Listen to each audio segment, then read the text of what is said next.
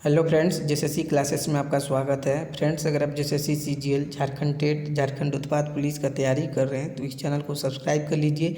इस चैनल पर आप लोगों को जेएसएससी सीजीएल और झारखंड उत्पाद पुलिस में पेपर 2 और पेपर 3 में जो सिलेबस रखा गया है उस सिलेबस को कंप्लीट करवाया जा रहा है। पेपर 2 में हम लोग इस चैनल पर नागपुरी देखते हैं, ठीक है, जो हमारा क्षेत्रीय भाषा है नागपुरी देखते हैं, ठीक है। और झारखंड उत्पाद पुलिस में जो नागपुरी का सिलेबस है उसका लगभग 80% सिलेबस कंप्लीट हो चुका है। और जिनका पीडीएफ नागपुरी का पीडीएफ दिया जा रहा है, पीडीएफ के लिए डिस्क्रिप्शन में जो व्हाट्सअप नंबर है उस पर कॉन्टैक्ट कर सकते हैं। और लोक साहित्य और नागपुरी व्याकरण जेएसएससी सीजीएल और झारखंड उत्पाद पुलिस में दोनों में सेम है।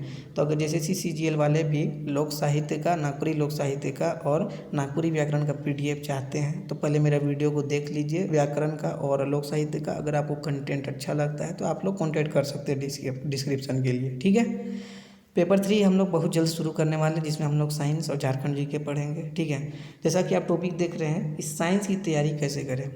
बहुत सारे लोग व्हाट्सएप पे मैसेज कर रहे थे और यूट्यूब पे भी कमेंट कर रहे थे कि साइंस का तैयारी कैसे करना चाहिए और झारखंड जीके कैसे पढ़ना चाहिए, इससे रिलेटेड एक कोई वीडियो बना दीजिए, ठीक है। तो उन्हीं के रिक्वेस्ट पर यह वीडियो है, ठीक है। और यहाँ पे मैं जो भी बातें बोलूँगा वो मेरे एक्सपीरियंस के बेसिस पे बात करूँगा, ठीक है। तो ये रेलवे जो एनटीपीसी हुआ था, रेलवे एनटीपीसी, मेरा रांची जोन से 4 लेवल में सिलेक्शन नहीं बोलूँगा, मतलब टीयर 1 में क्वालिफाई हूँ 4 लेवल में, ठीक है। 6 लेवल है, ठीक है। 6 लेवल में 4 लेवल में मेरा मैं क्वालिफाई हूँ, एलिजिबल हूँ, ठीक है। और जेपीएससी पीटी पहला अटैम्प्ट में मेरा क्वालिफाई हुआ है। और जेपीएससी मेंस में भी मैं साइंस का एग्ज़ाम बहुत अच्छे से लिखा हूँ, क्योंकि मेरा साइंस का तैयारी बहुत अच्छा नहीं बोलूँगा, लेकिन मतलब मेरा एक अच्छा तैयारी है साइंस में, ठीक है।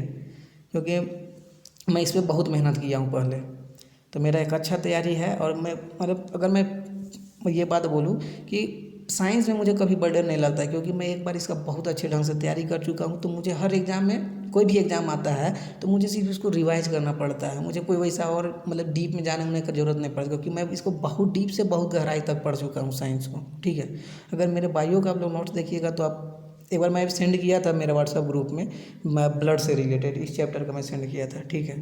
तो अगर जो लोग अगर देखे होंगे तो उनको देख लिए होंगे कि मेरे पास क्या कंटेंट है साइंस का, ठीक है। क्योंकि मैं इसमें बहुत अंदर तक पढ़ चुका हूँ और बहुत इसमें मेहनत कर चुका हूँ मैं साइंस में। तो उसी के बेसिस पे मैं आपको ये सब चीज़ बताऊँगा, ठीक है। देखिए, अगर बात किया जाए कि एग्ज़ाम में, तो एग्ज़ाम में सबसे ज़्यादा प्रश्न साइंस में आपको बायो से देखने से मिलेगा। उसके बाद केमिस्ट्री का, सेकेंड में आपको केमिस्ट्री देखने का मिलेगा, ठीक है। और थर्ड में आपको फिजिक्स देखने को मिलेगा। बायो का वेटेज सबसे ज़्यादा होता है। अब देखिए, इसी बायो में हम लोग देखेंगे कि कैसे आपको पढ़ना है और क्या क्या पढ़ना है। देखिए, 20 क्वेश्चन में अगर 15 प्लस करना चाहते हैं आप, तो बायो का जो भी चैप्टर है, केमिस्ट्री का जो भी चैप्टर है और फिजिक्स का जो भी चैप्टर है, सबको पढ़ना पड़ेगा। ये दिमाग में बैठा लीजिए। अगर 15 प्लस करना चाहते हैं 20 क्वेश्चन में तो आपको सब चीज़ पढ़ना पड़ेगा।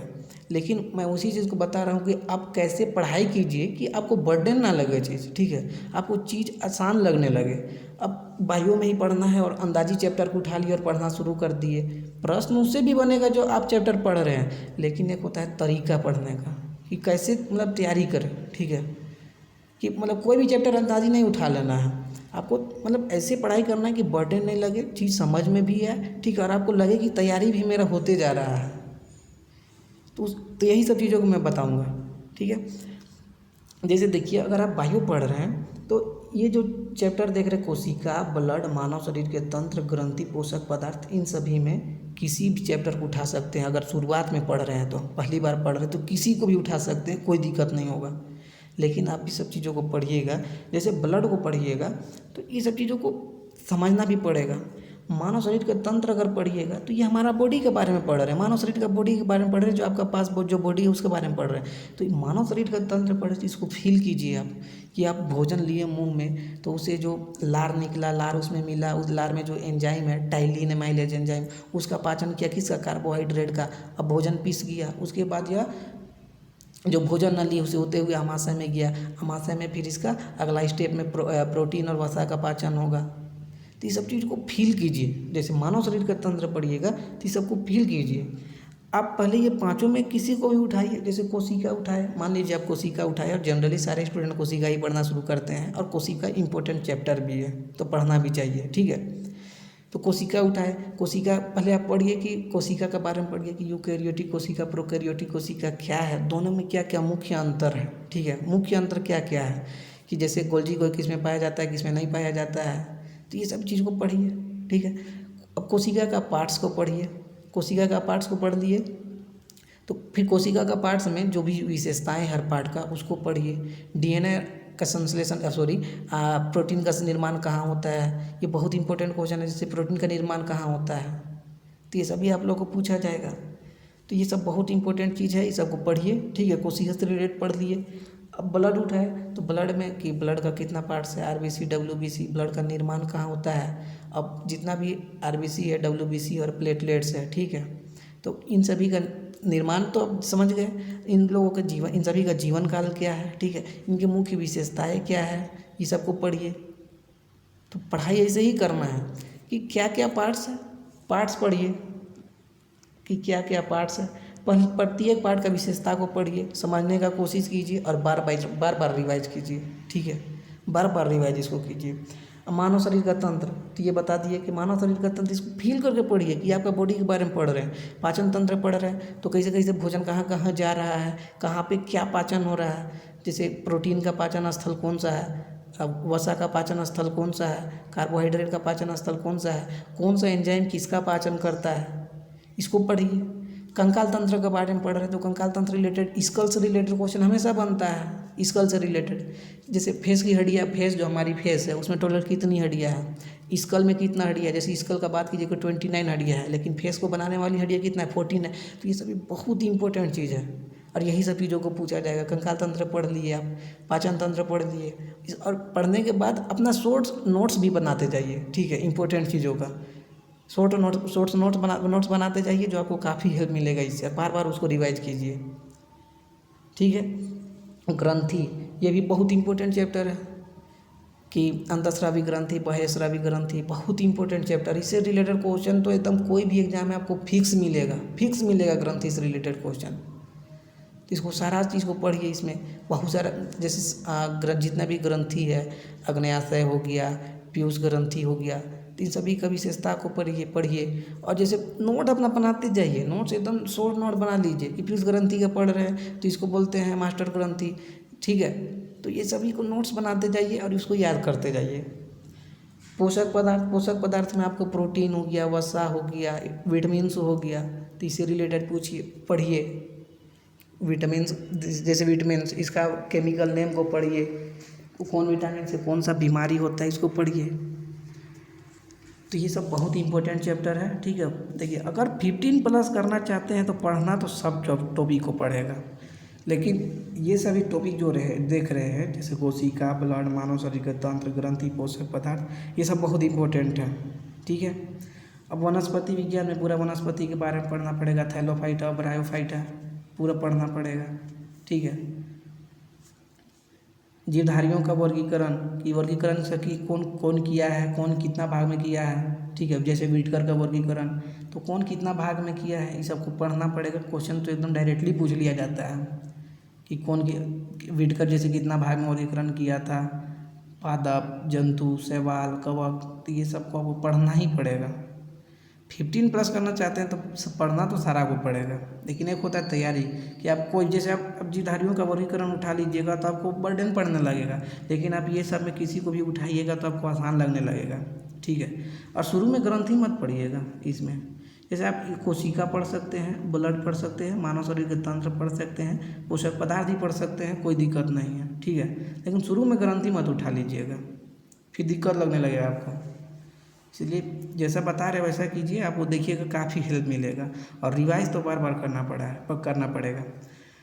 एक बार मेहनत कीजिए। जैसे मैं अपना बात करूँ तो एनटीपीसी टाइम में, एनटीपीसी से पहले मैं बहुत मेहनत किया था साइंस के ऊपर, और एनटीपीसी के बाद भी बहुत मेहनत किया हूँ। अब मुझे साइंस में बर्डन नहीं लगता है, कोई भी एग्जाम आता है तो मुझे सिर्फ रिवाइज करना रहता है। ठीक है, क्योंकि मैं अच्छे लेवल का भी बुक पढ़ चुका हूँ साइंस में, और मेरे पास कंटेंट भी इसका बहुत अच्छा है। मेरा खुद का नोट्स बनाया हुआ बहुत अच्छा है, बायो का, केमिस्ट्री का भी बहुत अच्छा नोट्स है। तो मुझे बार बार मतलब उतना बर्डन नहीं लगता कोई भी एग्जाम है साइंस के लिए।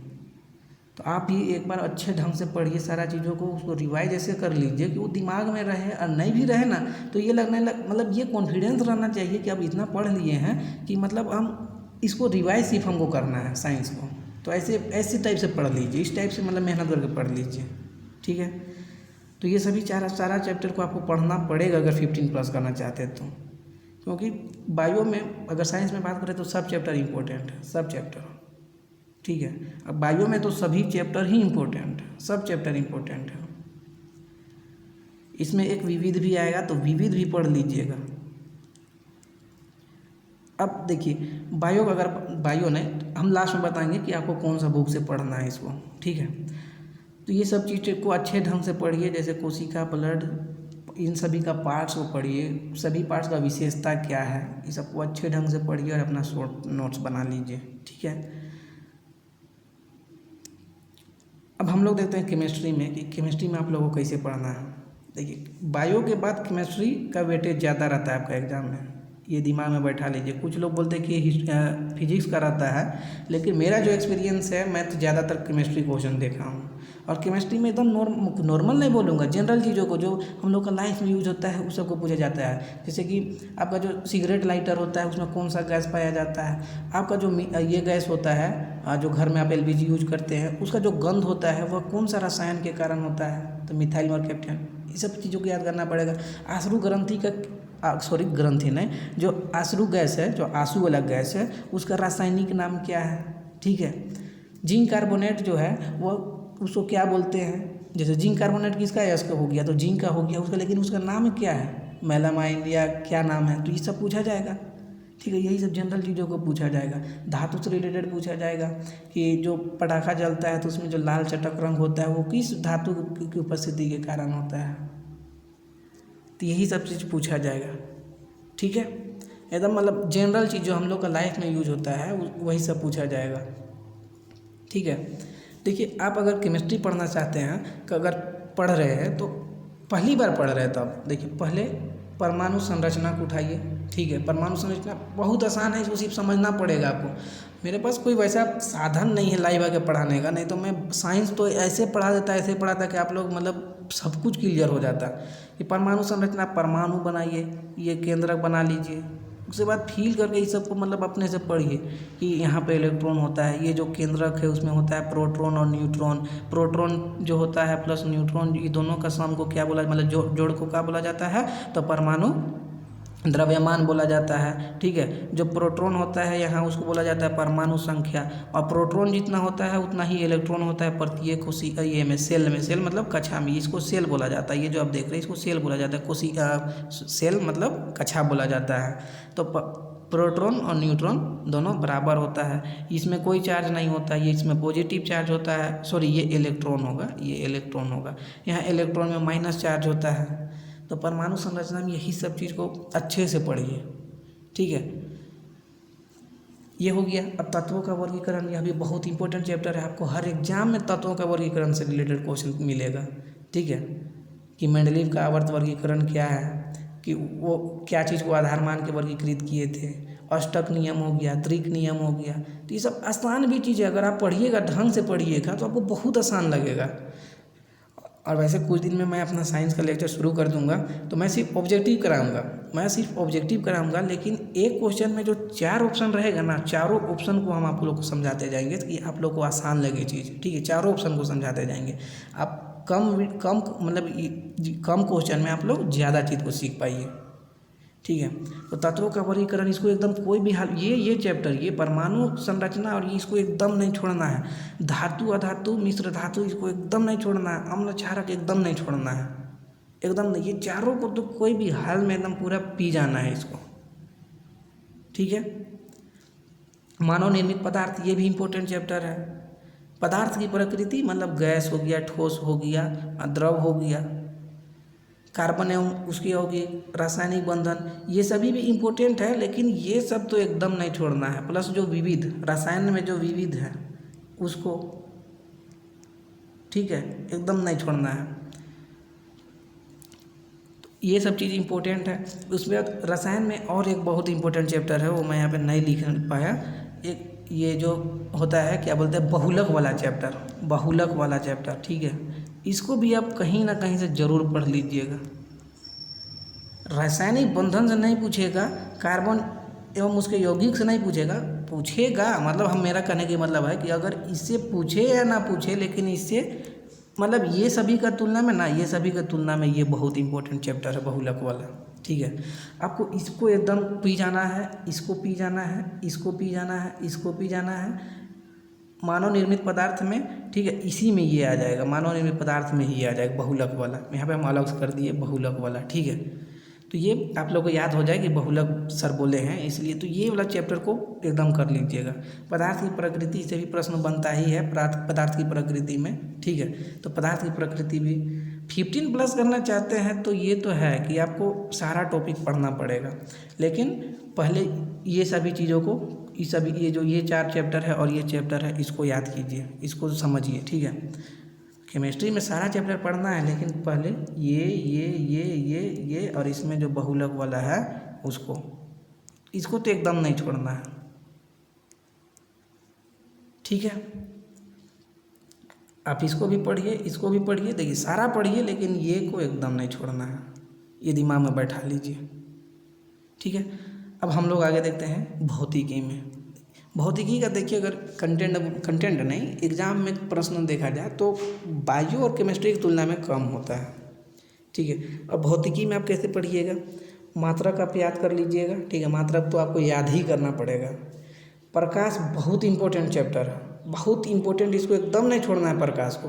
गुरुत्वाकर्षण को एकदम नहीं छोड़ना है कि गुरुत्वाकर्षण कहाँ पे 0 हो जाता है, जब हम लोग पृथ्वी की सतह से ऊपर जाते हैं तो गुरुत्वाकर्षण होता है वो बढ़ता है, गुरुत्वीय त्वरण जो जी होता है, गुरुत्वीय त्वरण जी होता है, घटता है, बढ़ता है, विषुवत रेखा पर मैक्सिमम होता है कि मिनिमम होता है, या ध्रुवीय पर मैक्सिमम होता है कि मिनिमम होता है। तो ये सबको बहुत ज़रूरी है पढ़ना, इससे रिलेटेड आपको प्रश्न मिलेगा। प्रकाश से रिलेटेड इसका जितना भी नियम वगैरह है, उसके बाद इसका जितना भी विशेषता है, जैसे अपवर्तन हो गया, परावर्तन हो गया, डॉपलर हो गया, डॉपलर प्रभाव, तो ये सब मैक संख्या क्या है, तो ये सबको पढ़ना पड़ेगा वो प्रकाश में। गुरुत्वाकर्षण बहुत छोटा चैप्टर है, इसको चाहिएगा ना तो इसको एक दिन में मतलब अगर पहली बार पढ़ रहे हैं तो पहली बार कोई भी इंसान पढ़ता है तो थोड़ा टाइम लगता है, लेकिन भी इसको चाहिए गुरुत्वाकर्षण तो एक दिन में कंप्लीट हो जाएगा। प्रकाश थोड़ा सा टाइम टेकिंग है, लेकिन बहुत इंपॉर्टेंट चैप्टर है, थोड़ा सा टाइम लगेगा प्रकाश पढ़ने में, लेकिन बहुत इंपॉर्टेंट चैप्टर है, ठीक है। गति, कार्य, ऊर्जा, शक्ति, इसमें भी इस सभी से ना फॉर्मूला से रिलेटेड प्रश्न पूछा जाता है ये सभी में, ठीक है। तो फॉर्मूला इन सभी में याद कर लीजिएगा कि जो गतिज ऊर्जा होता है काइनेटिक एनर्जी, तो उसका फॉर्मूला क्या है, ½ mv²।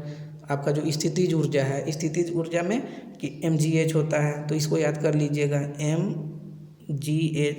इसमें मास मतलब द्रव्यमान हो गया, ये हो गया गुरुत्वीय त्वरण हो गया, h हो गया, हाइट हो गया, ठीक है। तो ये सब चीज़ों को याद कर लीजिएगा, फॉर्मूला यहाँ सारा चीज़ को याद कर लीजिएगा, क्योंकि डायरेक्टली इसमें पूछा जाएगा कि जैसे मतलब इससे रिलेटेड कोई प्रश्न बन जाएगा, उसमें बोला जाएगा कि m बढ़ रहा है तो h नहीं बढ़ रहा है, मतलब इसी टाइप से प्रश्न बनेगा, ठीक है।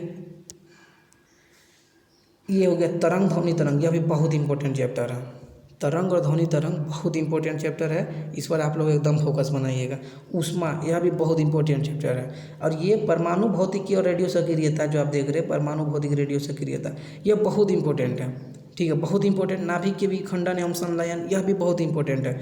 देखिए ये भी देखिए, पढ़ना तो सब है, ये तो मैं बोलूँगा बार बार कि पढ़ना सारा चैप्टर है, लेकिन एक होता है पढ़ने का तरीका, ठीक है। तो मैं वही चीज़ को बता रहा हूँ, अगर 15 प्लस करना चाहते हैं तो पढ़ना आपको सब पड़ेगा, नहीं पढ़ेगा सो बात ही नहीं है, ठीक है। तो आप मात्रा को पढ़िए, प्रकाश थोड़ा टाइम टेकिंग है लेकिन बहुत इंपॉर्टेंट है। गुरुत्वाकर्षण ये बहुत जल्दी आप इसको कर लीजिएगा, बहुत जल्दी, मतलब एक दिन भी अगर चाहिएगा तो एक दिन भी नहीं लगेगा गुरुत्वाकर्षण को करने में।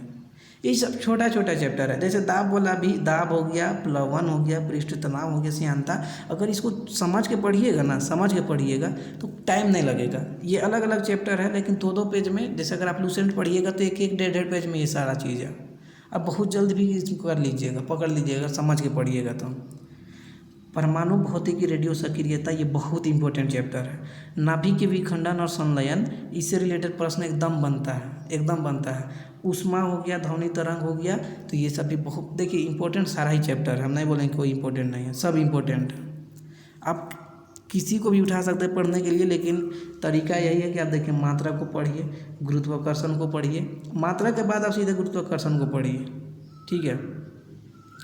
उसके बाद आप प्रकाश पढ़ सकते हैं, क्योंकि ये थोड़ा सा शायद किसी किसी को ना, बहुत सारे लोग को ये थोड़ा सा बर्डन लगने लगता है, टफ लगने लगता है। आप इसको पढ़ सकते हैं। उसके बाद ये पढ़ सकते हैं, ऊष्मा पढ़ सकते हैं, ऊष्मा के बाद आप इसको पढ़ सकते हैं, ठीक है। और ये लगभग आपको मतलब पढ़ने लगिएगा तो ये दोनों रिलेटेड, एक दूसरे से रिलेटेड ही है, ठीक है। तो इसको पढ़ लीजिएगा, इम्पोर्टेंट चैप्टर है ये सभी। अब आपको ये सब चीज़ को पढ़ना कैसे है, देखिए आप तो पहले तो लूसेंट के थ्रू जा सकते हैं, कि लूसेंट भी पढ़ सकते हैं, प्लस कि 9th और 10th का जो NCERT बुक है वो एकदम पढ़िएगा। इसमें आप 8 भी ऐड कर सकते हैं, लेकिन 9th और 10th तो मैं एकदम बोलूँगा कि 9th 10th का NCERT बुक एकदम पढ़िए। लूसेंट आप पढ़िए, तीनों के लिए बात कर रहा हूँ मैं, फिजिक्स, केमिस्ट्री और बायोलॉजी, तीनों के लिए बात कर रहा हूँ। लूसेंट आप पढ़ सकते हैं, ठीक है। जनरली लूसेंट ही स्टूडेंट पढ़ता है, मैं भी जब तैयारी शुरू किया था तो लूसेंट से किया था। उसके बाद फिर मेरे पास मतलब और बहुत अच्छे बुक मैंने खरीदा और उसको पढ़ा हूँ, ठीक है। 9th 10th का NCERT भी आप पढ़िए, आपको काफ़ी हेल्प मिलेगा। लूसेंट पढ़िए। और देखिए प्लस कि आपको ना एक बुक अब मार्केट में नहीं आता है साइंस का, SSC का प्रीवियस ईयर का वो बुक था। SSC जो सेंट्रल SSC है उसका प्रीवियस ईयर का बुक था साइंस का, मुझे बहुत पसंद वो बुक। अब मार्केट में पता नहीं क्यों नहीं आ रहा है। घटना चक्र का आता था, घटना चक्र। अभी तो साइंस का है घटना चक्र का, लेकिन वो दूसरा बुक है।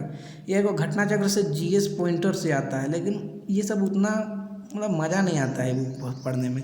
GS पॉइंटर या फिर घटना चक्र का जो एक आता है सार संग्रह टाइप से, वो मतलब है लेकिन उतना ये नहीं है। अब घटना चक्र का SSC का जो प्रीवियस ईयर आता था, जिसमें साइंस भी था, मतलब आपको पूरा GK का था, वो पूरा GK का, साइंस, जियोग्राफी, हिस्ट्री, ठीक है, पॉलिटी सबका था। लेकिन उसका मतलब जो तरीका था साइंस में, साइंस ने सभी टॉपिक का बहुत अच्छा ढंग से था कि MCQ पहले तो वन लाइनर के फॉर्म में दिया हुआ था, वन लाइनर के फॉर्म में, ठीक है, वन लाइनर के फॉर्म में था। फिर MCQ था और MCQ को समझाया हुआ था। बहुत अच्छे क्वेश्चन थे इसमें, बहुत अच्छे क्वेश्चन। वो बुक भी मेरे पास नहीं है तो मैं उसे आप लोगों को करवा देता, ठीक है। तो अगर कहीं पे मिलता है तो आप लोग ले सकते हैं इसको, जो घटना चक्र SSC प्रीवियस ईयर। अब नहीं आता है ये बुक जी, पता नहीं क्यों नहीं बना रहा।